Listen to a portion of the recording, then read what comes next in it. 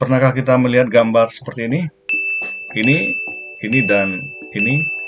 Nah, bagi yang belum tahu ini apa, inilah yang dinamakan dengan mind mapping atau peta pemikiran. Nah, apa sih mind mapping itu? Nah, di sini saya jelaskan dulu di awal pembukaan ini. Mind mapping adalah sebuah metode mengelola informasi secara keseluruhan melalui pemetaan peta pikiran. Nah, jadi dia berbentuk percabangan yang dituangkan ke dalam media tulis, kemudian kertas maupun digital. Nah, umumnya ini mind mapping berupa suatu percabangan dari bagan-bagan. Kita lihat tadi dari gambar yang saya tampilkan. Mind mapping ini kerap dianggap mempermudah proses pengingatan, mempercepat proses pencatatan karena hanya menggunakan kata-kata, kata kunci. Nah, sebenarnya apa sih manfaat mind mapping ini? Di antaranya yang pertama itu meningkatkan kemampuan kita untuk mengingat suatu yang penting. Nah, dengan membuat mind mapping tentunya akan memudahkan kita dalam mengingat serta menemukan gambaran utuh dari informasi yang didapat. Nah, yang kedua, itu melatih manajemen informasi, konsentrasi, serta ketelitian. Membuat mind mapping sendiri secara tidak langsung akan melatih kita dalam mengatur informasi yang telah didapat. Nah, pastinya kita nanti akan membuat kelompok-kelompok materi yang sesuai dengan tema bahasan. Nah, ini akan menuntut kejelian dan konsentrasi kita dalam menyusunnya. Nah, ini akan mengasah kemampuan Kemudian yang ketiga, mengasah kreativitas dan imajinasi. Nah, yang pastinya ini menjadi ajang melatih kreativitas kita dalam menciptakan bagaimana merangkum yang menarik dengan tampilan yang enak dilihat dan ini akan mendorong kita semakin sering membacanya sehingga meningkatkan ingatan pada sebuah pokok bahasa. Nah, proses inilah yang melibatkan daya imajinasi dalam menghadirkan visualisasi dan kemudahan mencerna materi. Nah, untuk yang keempat, membiasakan diri kita membuat mind mapping. Ini akan berdampak pada waktu yang disisihkan dalam memahami sebuah materi. Nah, kita akan lebih cepat mempelajari sebuah pelajaran baik di sekolah atau di kuliah. Kemudian aktivitas membaca pun kita tidak akan jadi sia-sia karena bantuan mind map ini. Nah, ini akan menjadi sebuah keuntungan dalam mempelajari pokok bahasan dalam jangka waktu yang cukup singkat. Nah, untuk yang terakhir, manfaatnya adalah dapat diaplikasikan dalam berbagai hal. Nah, ini banyak sekali kita membuat mind mapping ini tidak hanya untuk pendidikan saja, untuk belajar. Nah, kita bisa juga mengaplikasikan ini dalam pekerjaan kita ataupun rencana bisnis. Nah, ini akan membantu kita misalnya untuk menyusun strategi agar efektivitas kerja dapat terjaga. Nah, pada prosesnya ini akan berpengaruh juga pastinya pada hasil akhir dari tujuan yang telah ditetapkan sebelumnya. Nah, mau tahu cara bagaimana membuatnya? Nah, silahkan disimak pada video berikut ini.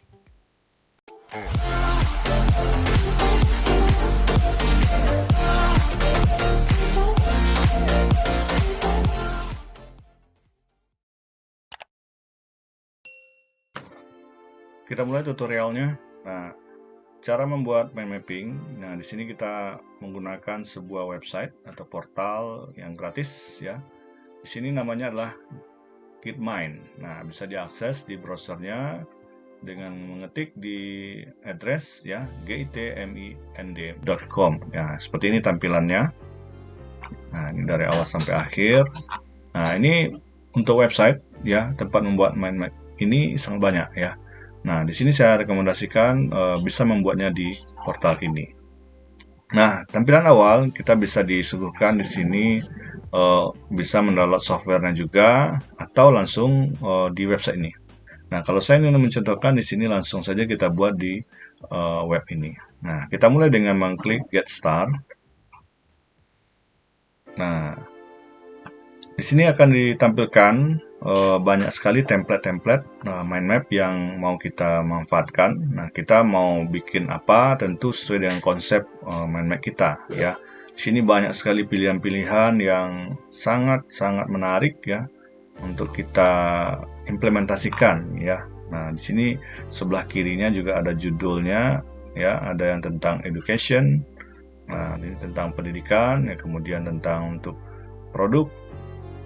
Nah, sini kemudian untuk engineer, kemudian untuk penjualan, dan banyak lagi ya. Kemudian dalam bentuk flowchart juga ada di sini, flowchart. Nah, kita bisa menyusunnya di dalam ini ya, line URL. Nah, sangat banyak sekali. Nah, kita untuk tutorial ini kita ambil contoh ya. Di sini kita contohkan pada education saja untuk membuatnya. Di sini saya ambil yang education biar terarah dan terfokus. Di sini saya ambil yang template ya, yang ini ya.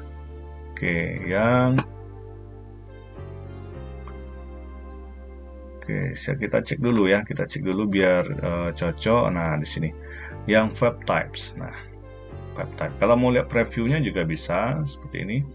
Nah, sini ya previewnya, bentuknya. Nah, ini nanti pokok bahasan intinya, kata kuncinya di sini. Ini percabangannya, cabang 1 dan turunannya yang lain. Nah, kalau rasanya cocok seperti ini ya kita use template. Nah, kita gunakan. Nah, biasanya kalau kita belum login, nah kita diminta login. Nah, untuk memudahkan kita login di sini, kita gunakan email Gmail saja. Atau ada Facebook atau akun Twitter. Jadi, nggak perlu daftar yang terlalu ribet ya. Jadi, kita langsung sign up saja dengan email yang sudah ada sama kita. Ya, di sini saya sudah gunakan email. Nah, udah terakses. Nah, langsung. Nah, artinya kalau kita sudah masuk ya di sini, dia langsung bisa terimplementasi pada template. Nah, kita lihat bagian atas, di sini ada judul yang kita mau buat. Misalnya di sini kita mau mapping mata kuliah ya, mata kuliah. Ini judul map kita. Kemudian di sini kalau ada unduh, restore juga. Kemudian di sini ada mau nambah cabang, atau nambah teks lagi, atau nambah link dan lain-lainnya. Kemudian sebelah ini mau ganti-ganti template ya, mau ganti template atau mengcustomize bentuk-bentuk line, border atau warna. Kemudian layoutnya juga mau diganti. Kemudian mau nambah insert icon dan lain-lainnya. Jadi saya contohkan sederhana saja di sini. Nanti Bapak Ibu dan kawan-kawan bisa mengeksplornya lebih jauh ya. Ini kita bisa edit saja ya, edit saja di sini. Misal saya ingin memapping di sini tentang ya, kalau untuk mengedit ya tinggal double klik saja ya, double klik saja. Misal tentang komputer ya, komputer. Nah, saya enter. Oke. Komputer ini saya bagi saja pemahaman saya tentang komputer. Misalnya di sini yang pertama pemahaman ya, ini bisa diedit ya. Ini kita gunakan default saja. Misalnya tentang perangkat lunak. Oke, seperti itu ya. Nah, kemudian di sini yang kedua kita bikin tentang percabangan perangkat keras. Nah, seperti itu ya. Perangkat lunak, perangkat keras. Nanti kita cabangkan lagi ya dengan sini. Nah, kita ambil dulu yang ketiga, misalnya bagian sini ya, perangkat lunak, perangkat keras. Nah, mungkin di sini ya kita anggap saja di sini bagian sistem operasi. Nah, sistem operasi gitu ya. Nah, kemudian yang di sini tentang sistem utility. Oke.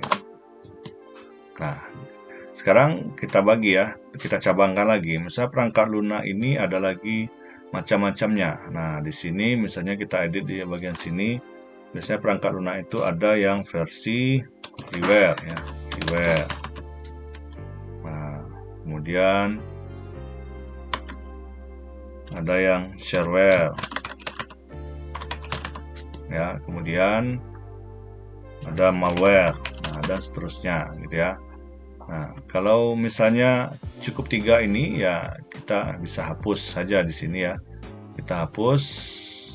Oke, kita hapus dengan cara ini ada lambang ini ya, lambang. Oh ya, kita delete saja langsung, delete. Oke, kita klik dulu. Nah, delete akan berkurang. Delete, nah delete saja. Oke, nanti dia akan menyesuaikan bentuknya. Nah, ini cabang 1. Oke, nah kemudian perangkat keras juga seperti itu. Nah, misalnya mouse. Nah, kita edit lagi keyboard. Nah, di sini akan ada keterangan ya. Di sini ada keterangan tadi. Misalnya mouse-nya mereknya apa? Logitech ya.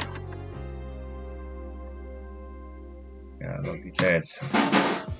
Atau mungkin HP dan lainnya ya, ini mouse. Kemudian keyboard. Nah, keyboard juga sama ya. Misalnya apa sih? Mereknya Logitech atau HP. Kemudian tambah lagi di sini printer. Nah, printer misalnya mau mereknya Canon. Oke, nah kalau nanti mau dicabangkan lagi, ini kan cuma 3 defaultnya. Nah, kita bisa nambah di bagian sini. Kita tandai dulu ini. Kita nambahnya di sini nanti. Nah, kita tandai di sini insert subnode. Nanti dia akan nambah di bawahnya. Mau nambah lagi insert subnode. Oh ya, ini cabangnya dulu ya. Di sini ya, tandai dulu insert subnode. Seperti itu. Nah, jadi misalnya kita tambah lagi speaker. Nah, kemudian di sini scanner. Ya.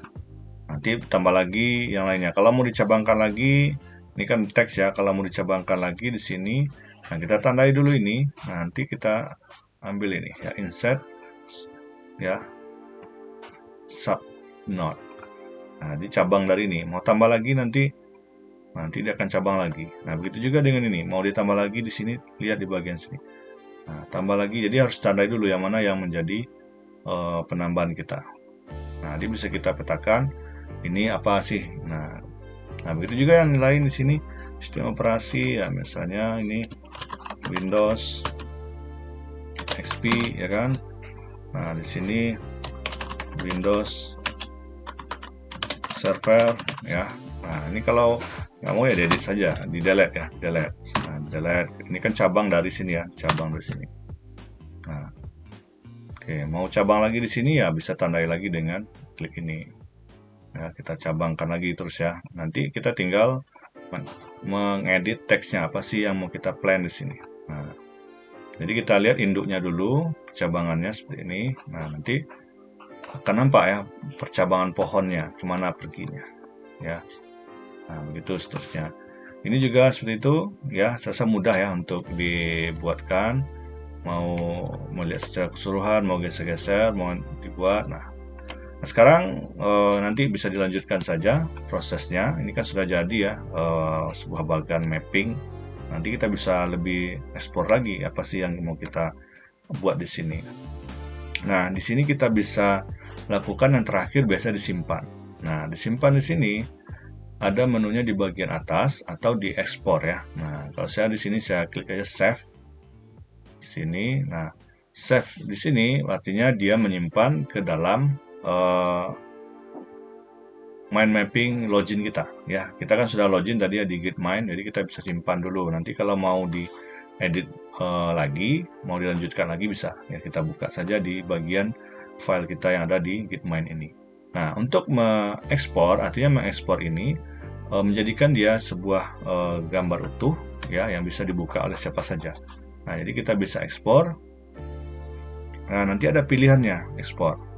Nah, di sini ada pilihan mau diekspor ke gambar, ke format JPEG, PNG, PDF, Word, teks dan lain.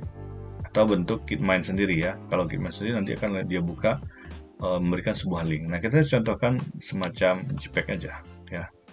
Saya pilih di sini JPEG, ekspor. Nah, nanti dia akan terdownload ya, terdownload sesuai dengan yang kita bikin nama tadi. Nah, kita klik OK. Nah, kita lihat penyimpanan. Nah, kita buka, dia formatnya JPEG. Nah, saya coba buka ini di sini hasilnya. Nah, kira hasilnya seperti ini. Ya. Ini tampilan dari mind yang kita simpan. Nah, ini dia.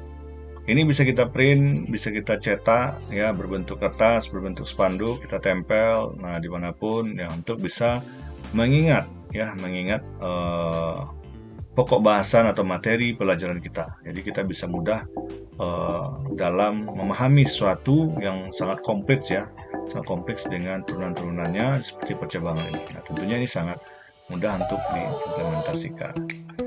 Ya, kira-kira itu mungkin yang bisa saya jelaskan ya buat kawan-kawan semuanya. Semoga bermanfaat ya. Jangan lupa di klik like, komen ya di video apa sih yang mau ditutorialkan lagi. Nah, apa perlu yang belum subscribe ya silakan di subscribe. Terima kasih. Assalamualaikum warahmatullahi wabarakatuh.